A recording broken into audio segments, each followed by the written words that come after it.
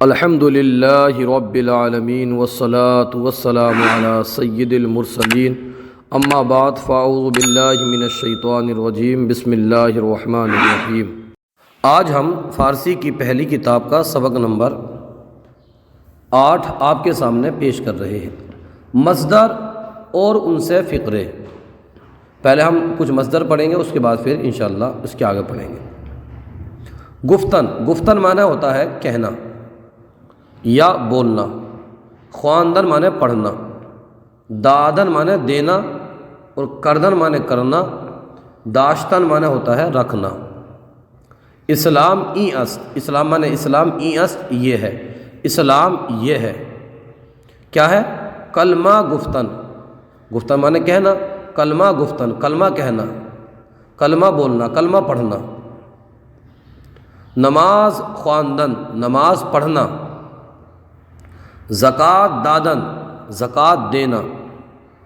روزہ ماہ رمضان داشتن، ماہ رمضان کا روزہ رکھنا۔ حج کعبہ، حج خانہ کعبہ کردن، کردن معنی کرنا، خانہ کعبہ کا حج کرنا، خانہ کعبہ کا حج کرنا۔ اس کے آگے ہے، یہاں پر دیکھیے، ماضی مطلق کے صیغے اور ان سے فقرے۔ گفت معنی ہوتا ہے کہنا، گفت تو یہ مصدر گفتن سے بنا ہے، گفت ماضی ہے، اس نے کہا۔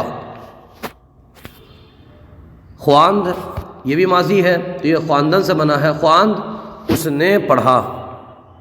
داد اس نے دیا، کرد اس نے کیا، کردن سے۔ داشت اس نے رکھا، داشتن سے۔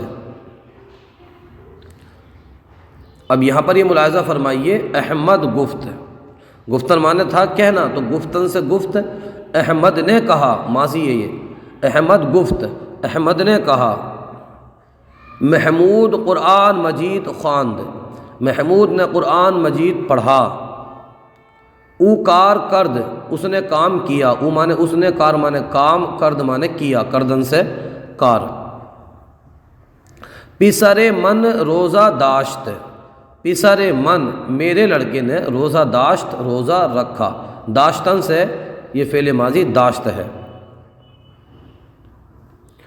اس کے بعد ہے برادرش زکوٰۃ داد، برادرش اس کے بھائی نے زکوٰۃ داد، زکوٰۃ دی۔ دادن سے فعل ماضی داد، اس کے بھائی نے زکوٰۃ دی۔